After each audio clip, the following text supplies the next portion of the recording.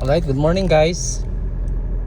So, nag-request na to no na muhimo tag video, POV video, point of view video using Montero manual.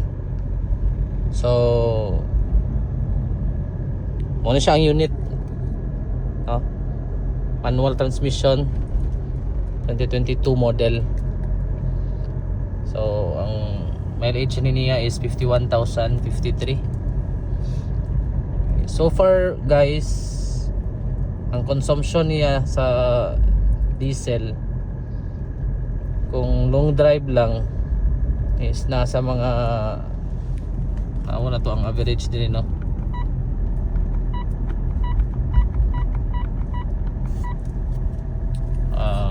Wait lang ha.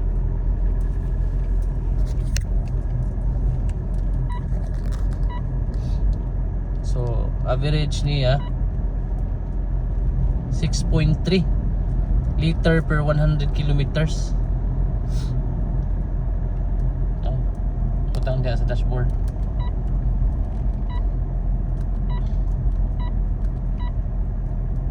So 26 kilometer per hour.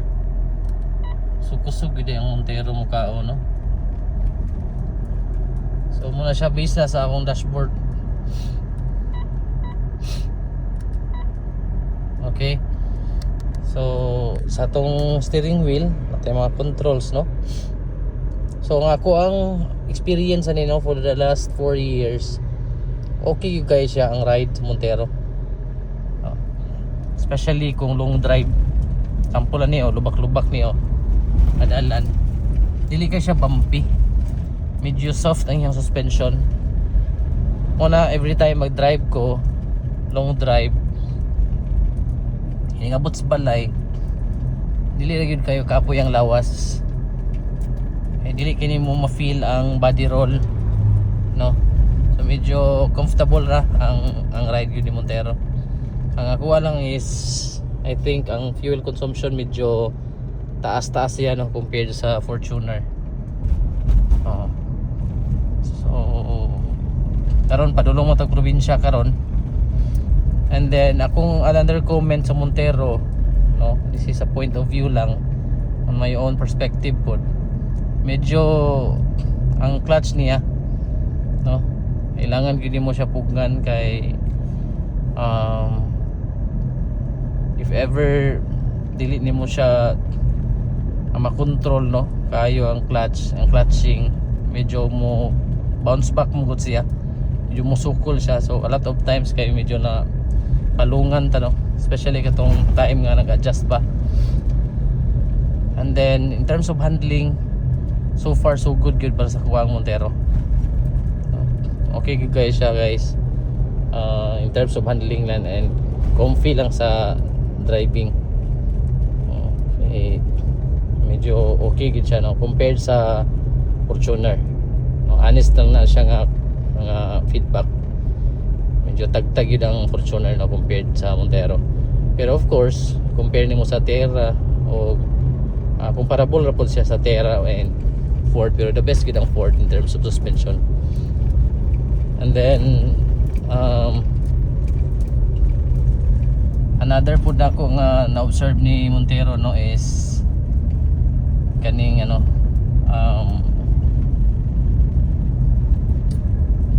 yang hatak no, medyo pusgan gid siya kay I think mga 180 man siguro or 179 horsepower no ang manual niya. Ang automatic transmission is 181 man horsepower. So medyo pusgan siya no.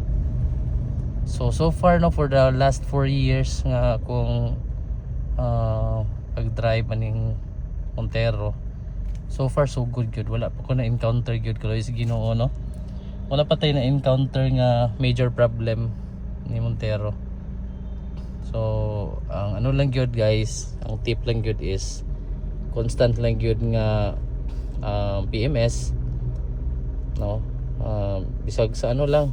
So after 2 years no kay ngadto naman kog Shell ani niya, nagigamit na ko nga oil ani kay FW30 sa Shell 5W30 unya. Last na ko change oil is ni try ko gamit sa 0W30, and then observe na ko, no, I think mas pino man gud siya viscosity.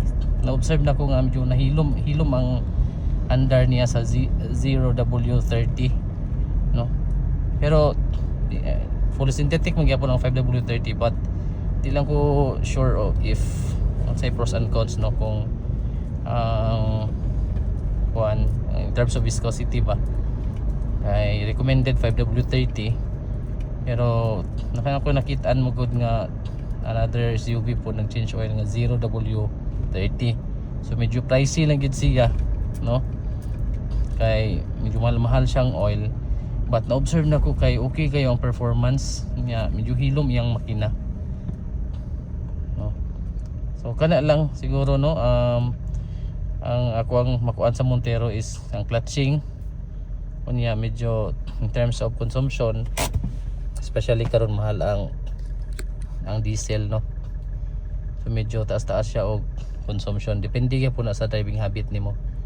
And since manual na ganini atong ginagamit, no, kung na-observe ninyo muna siya ang mechanism ni Montero, no, ang reverse na adiri, so kailangan nimo iduot, no, push nimo tapos push tapos ana, that's the reverse, and then napod ni siya rear camera, no, i-reverse nimo, HD po diyang camera guys, and then other controls napod siya cruise control, no, atay cruise control diri, ginagamit na po siya usually sa CCLX, especially karon mahal ang diesel, no, so cruise control ta at 60 km/h, kailangan no save, no, and then off ang aircon.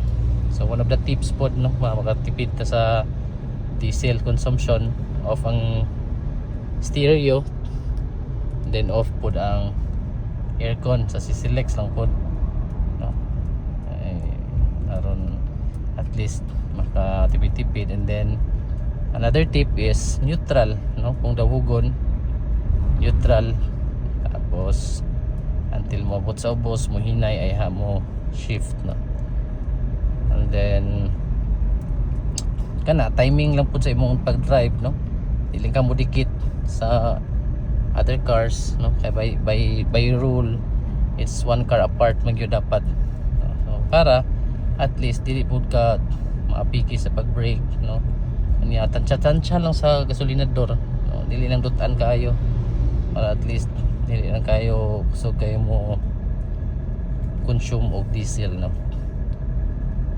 Okay,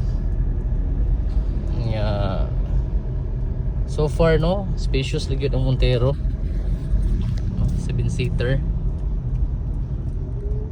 so spacious siya, medyo dako gyud siya ang ang area diri sa cabin compared sa Fortuner gyud.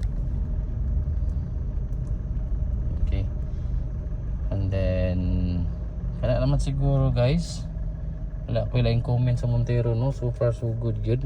So manual po diyang handbrake,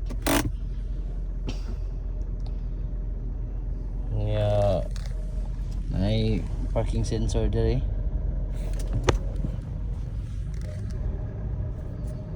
wala lang siguro, no, wala man siguro na. So I hope natay na contribute something, no, sa ato ang perspective lang po, no, based on my experience in handling this 2022 Montero GLX manual transmission. Thank you and God bless.